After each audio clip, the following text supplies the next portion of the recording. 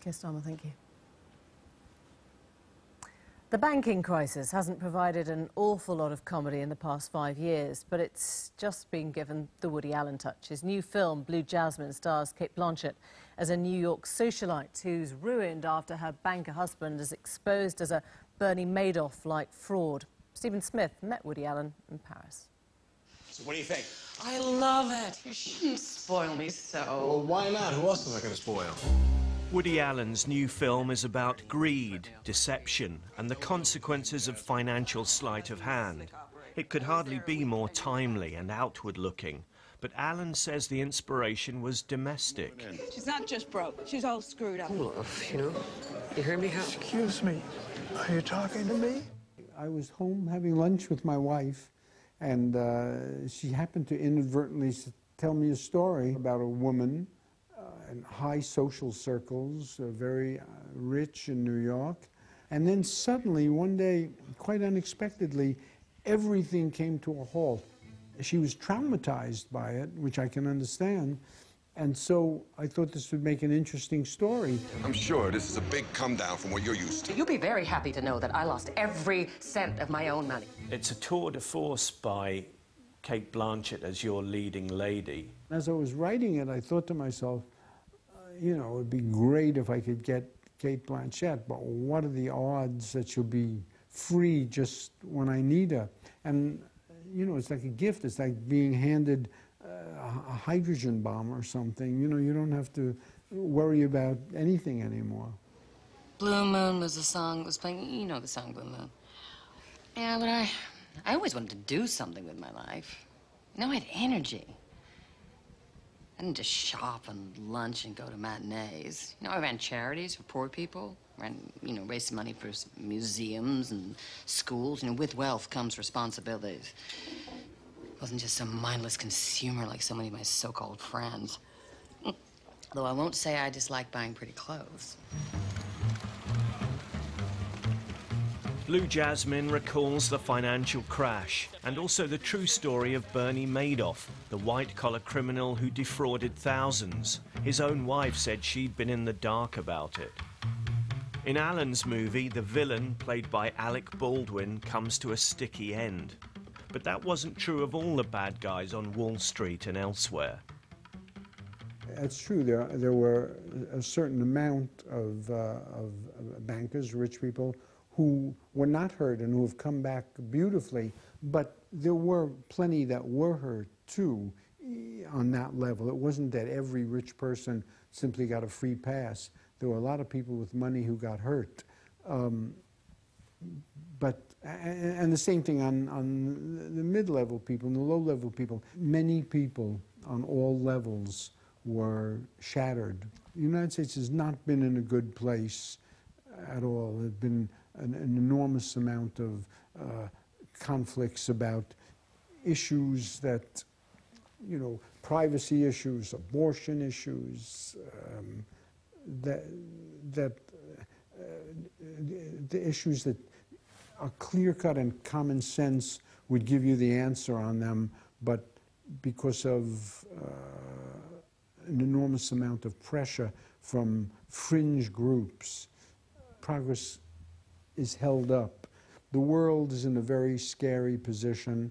I don't see anything optimistic about the future. I'm not optimistic on the Middle East. I'm not optimistic on the environment. I'm not optimistic on general international relations. The economies of the world are struggling. It's being so cheerful that keeps you going. I mean, from the outside, it's an enviable thing. This fantastic body of work. You're able to be your own boss, aren't you, more or less? Well, yes, I've been lucky that way, but still, in the end, you know, as in my opening scene in Stardust Memories, the people who are winners on the train and people are losers on the train wind up at the same junkie depot. One of the brightest comic talents to come from America in years, an offbeat comedian, successful screenwriter, etc., and a very powerful sex symbol, signed Woody Allen. And here he is, Mr. Woody Allen. Before he started in movies, Alan was a stand-up comedian. And my parents realized suddenly that I'd been kidnapped, and they snap into action immediately. They rent out my room. The ransom note says for my father to leave $1,000 in a hollow tree in New Jersey. He has no trouble raising the $1,000, but he gets a hernia carrying the hollow tree. He says watching the veteran comic Mort Sahl working in New York recently made him think about dusting off the act again. And so I thought to myself after, gee, would that be, you know, it always looks like fun to do when you see him doing it. And I thought, you know, maybe I would like to give that a try again. And it's something that I'm thinking about, but not, haven't committed to it. But I think I should open up with the swan or the giraffe. The swan is pretty. Alan famously said that 80% of life is just showing up. Like his indefatigable showbiz agent, Danny Rose, Alan never quits. He seems to average a movie a year.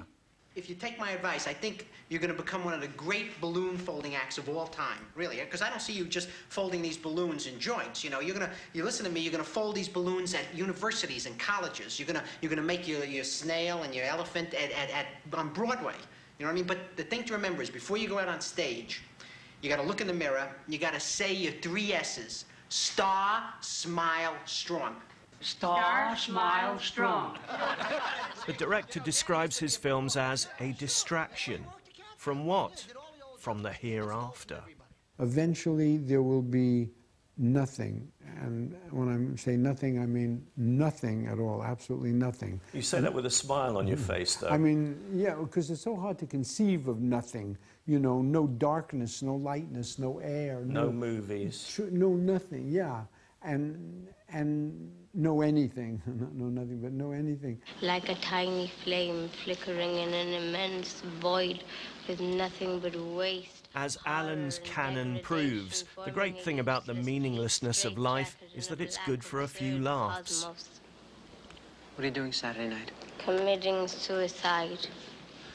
What about Friday night? You know, people ask me about my legacy. What does that mean? I mean, what do you think Shakespeare cares about his legacy, or has cared one day after he died if he cared about his legacy or anything at all? So, you know, I do have a gloomy view, but you can't walk around. You know, I think the poet Philip Larkin wrote about it, that you mustn't infect others with your gloom. You mustn't panic other people. Woody Allen, but keep hold of that legacy thought. By any stretch, it was going to be problematic. That invitation, no invocation to all of you to send us your shorts. We've had flowery ones, stripy ones, indecent ones, and Bermudas. We also got sent a few short films too. Thank you. Here's a taste of one we were able to put on air. It's all from us tonight, but US Senator John McCain admits he was caught red-handed playing a game on his phone in the middle of a 3-hour Senate hearing. It was poker, and he lost. But he still may have the last laugh. A new study suggests playing video games may help keep the brain focused and youthful. We took a load of gamers to an old people's home, and this is what happened. Good night.